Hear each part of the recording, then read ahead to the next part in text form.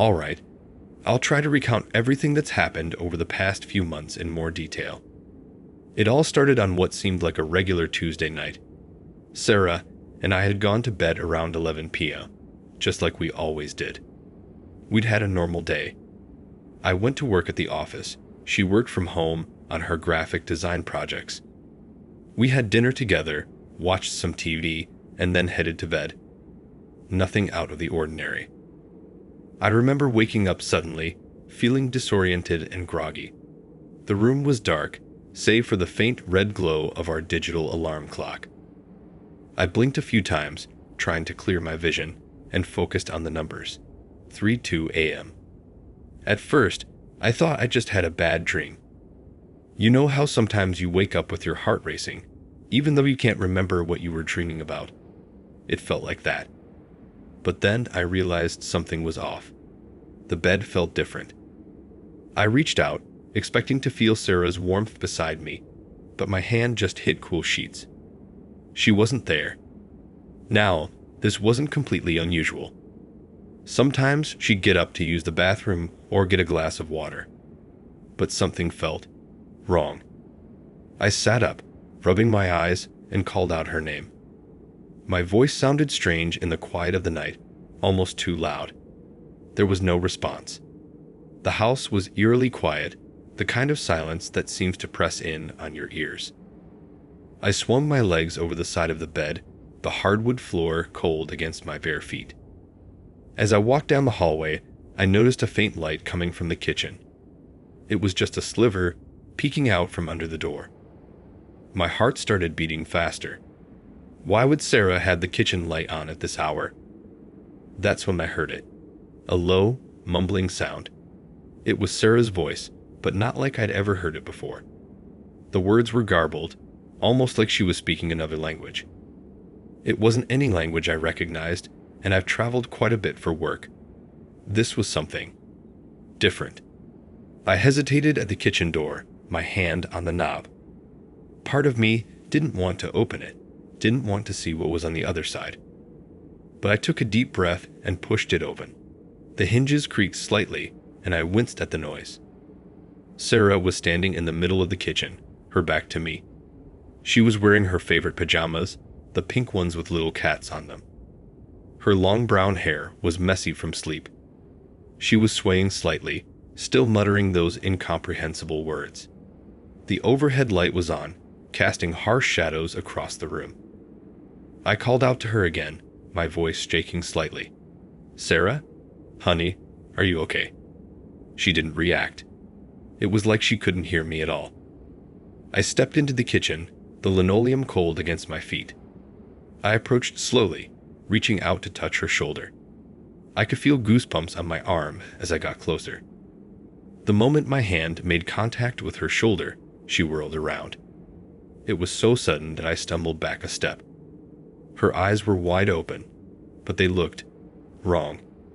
They were Sarah's eyes, the same hazel color I'd gazed into countless times before. But there was no warmth in them, no recognition. It was like looking into the eyes of a stranger. Before I could say anything else, she brushed past me and headed for the back door. Her movements were fluid but somehow unnatural, like a marionette being controlled by invisible strings. I followed her, my mind reeling. What was happening? Was this some kind of elaborate sleepwalking? As soon as Sarah opened the back door, a gust of cool night air hit me. I shivered, suddenly aware that I was only wearing boxers and a t-shirt. The grass was wet with dew, soaking my feet as I followed Sarah across the yard. The moon was full, casting an eerie silver light over everything. Sarah walked with purpose towards the far corner of our backyard, near the old oak tree. It's a huge tree, probably over 100 years old. Its gnarled branches seemed to reach out like crooked fingers in the moonlight.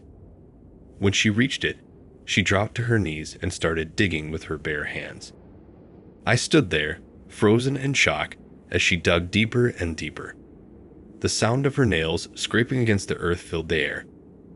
I could see dirt accumulating under her fingernails, but she didn't seem to notice or care. The moonlight cast strange shadows across the yard, making the whole scene feel surreal, like something out of a bizarre dream. After about 20 minutes, she stopped digging and just stared into the hole. I couldn't see her face, but her body was completely still. The hole wasn't particularly deep, maybe a foot or so, but Sarah was transfixed by it. I found myself holding my breath, afraid to move or make a sound. Just as I was about to approach her, she started filling the hole back in. Her movements were robotic, emotionless. She scooped handfuls of dirt back into the hole, patting it down every so often. Once the hole was filled, she patted down the dirt one final time and stood up. I expected her to turn around to see me standing there, but she didn't. She walked right past me, back towards the house, as if I wasn't even there. I followed her inside, my mind reeling. What was happening? Was this some kind of elaborate sleepwalking? Should I try to wake her up? Sarah went straight to the kitchen and started making coffee. The familiar smell filled the air, a stark contrast to the bizarre scene I'd just witnessed. She moved with precision, measuring out the coffee grounds, filling the water reservoir, pressing the button to start the brew cycle. It was such a normal, everyday action, but in this context, it felt deeply unsettling. When the coffee was ready, she poured it into her favorite mug, the one I'd given her for our anniversary last year. It's white with little watercolor flowers all over it. But instead of drinking it, she walked to the bathroom. I watched in disbelief as she poured the entire mug of coffee down the toilet and flushed. After that, she returned to bed and fell asleep as if nothing had happened. I lay awake for hours, trying to make sense of what I'd seen. The sun was starting to rise by the time I finally drifted off into a fitful sleep. When morning came, Sarah woke up as usual, greeting me with a smile. She stretched and yawned, then leaned over to give me a quick kiss. "Morning, babe," she said, her voice normal and cheerful. "Sleep well." I hesitated, not sure how to respond. How could I explain what I'd seen? Would she even believe me? I decided to try. "Sarah," I said slowly, "do you remember anything strange about last night?" She looked at me, her brow furrowed in confusion. "Strange? No, I don't think so." "Why? Did something happen?" I took a deep breath and told her everything. About her waking up at 3 a.m., the strange language, the dating in the yard, the coffee in the toilet. As I spoke, Sarah's expression changed from confusion to concern to outright disbelief. "Honey," she said when I finished, "are you feeling okay? That sounds like a really weird dream." "It wasn't a dream," I insisted. "I was wide awake. I saw everything." Sarah reached out and felt my forehead, as if checking for a fever. "Maybe you're coming down with something," she said.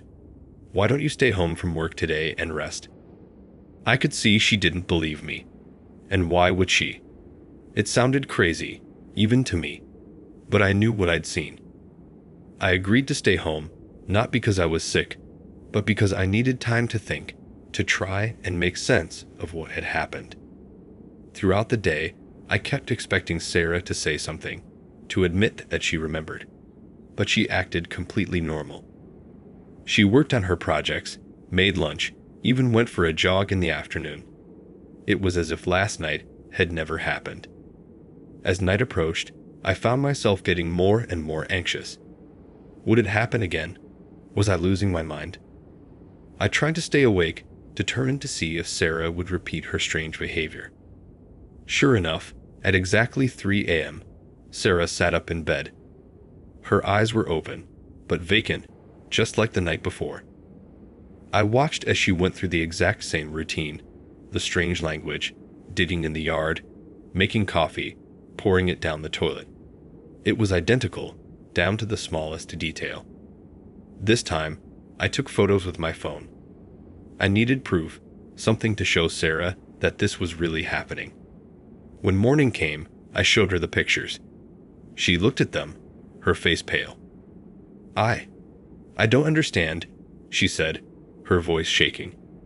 "That's me. But I don't remember any of this. How is this possible? For the first time, she believed me. We agreed to see a doctor, hoping they might have some explanation. The next few days were a blur of medical appointments. Blood tests, brain scans, sleep studies. The doctors were baffled. All the tests came back normal. There was no physical explanation for Sarah's behavior. One doctor suggested it might be a rare form of parasomnia, a sleep disorder that causes unusual behaviors during sleep. He prescribed some medication and recommended we see a sleep specialist. For a few nights, it seemed like the medication was working. Sarah slept through the night, and I finally got some rest. But on the fourth night, it started again. This time, when Sarah came back to bed after her ritual, she didn't lie down. Instead, she sat on the edge of the bed, staring at the wall until sunrise. Her eyes were open, but there was no sign that she was actually seeing anything. In the morning, for the first time, she remembered everything. She described feeling like she was trapped in her own body, aware of what was happening but unable to control it. She was terrified, and so was I. We tried everything we could think of. We consulted specialists, tried alternative therapies, even had a priest come to bless the house. Nothing helped. Every night, without fail, Sarah would go through her strange ritual. As the months wore on, I noticed changes in Sarah during the day. She became quieter, more withdrawn. Sometimes I'd catch her staring off into space, a vacant look in her eyes. When I asked her about it, she'd snap back to reality, insisting she was fine. But I could see the fear in her eyes, the way her hands would shake sometimes. Our relationship started to strain. How could it not? We were both exhausted, scared, and frustrated. We argued more, about little things that didn't really matter. I think we were both just looking for some way to release the tension that had built up. One night, about 3 months after this all began, something different happened. I woke up at 2:55 a.m., anticipating Sarah's usual routine. But when 3 a.m. came, she didn't get up. I turned to look at her, relief washing over me. Maybe it was finally over. Then her eyes snapped open. She turned her head slowly, mechanically, until she was looking right at me. Her eyes were different this time, completely black, like empty sockets. Slowly, she sat up and then climbed on top of me, straddling my chest. I couldn't move, couldn't breathe. Sarah's face was inches from mine, her black eyes boring into me. Her mouth was moving, but instead of the usual mumbling, I could hear words. They were in that same strange language, but now I could distinguish individual words, even though I couldn't understand them. The sound filled me with a sense of dread I can't even begin to describe. I don't know how long we stayed like that. It felt like hours, but it was probably only a few minutes. Eventually, Sarah climbed off me and went through her usual routine. But when she came back to bed, she didn't lie down. She sat there, staring at me until the sun came up. In the morning, Sarah was herself again, with no memory of what had happened. But I couldn't shake the terror of those black eyes staring into mine. I knew then that whatever was happening to Sarah was getting worse. I started sleeping in a guest room after that night, too afraid to be in the same bed as Sarah. I'd lie awake, listening to her move around the house, going through her nightly ritual.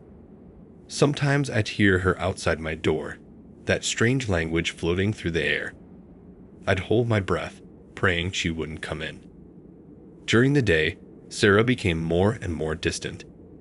She'd spend hours staring out the window, barely responding when I talked to her. She stopped working on her design projects, stopped going for jogs, stopped doing all the things she used to love. It was like watching her fade away before my eyes. I missed my wife, the woman I'd fallen in love with. It felt like she was slipping away, replaced by this strange, hollow version of herself. I tried to reach her, to bring her back, but it was like talking to a stranger. The Sarah I knew was disappearing, and I didn't know how to stop it. About a week ago, I woke up in the middle of the night to find Sarah standing at the foot of my bed. Her eyes were normal, filled with tears. She looked more like herself than she had in months. "I'm scared," she said, her voice barely above a whisper. "I can feel myself losing control. It's getting stronger, whatever it is. I don't know how much longer I can fight it." I got out of bed and hugged her tightly. She felt so small and fragile in my arms. Nothing like the strong, confident woman she used to be. "We'll figure this out," I promised her. "We'll find a way to make it stop." But the truth is, I have no idea what to do. I'm writing this now because I need help. If anyone out there has experienced anything like this, please reach out. I'm desperate for answers, for any way to save my wife from whatever is happening to her. Tonight, as I sit here typing this, I can hear Sarah in the backyard. She's digging again, but the sound is different. It's been going on for hours now, much longer than usual. I'm afraid to look, afraid of what I might see. The sun will be up soon, and I don't know what I'll find when I finally work up the courage to go outside. I don't know what's going to happen next. All I know is that the woman I love is slipping away, and I'm powerless to stop it. If anyone can help, please, I'm begging you. Before it's too late. Before I lose Sarah completely to whatever force has taken hold of her. I can't bear the thought of spending another night like this, listening to the sound of digging, wondering if the woman who comes back inside will be my wife or the stranger who wears her face.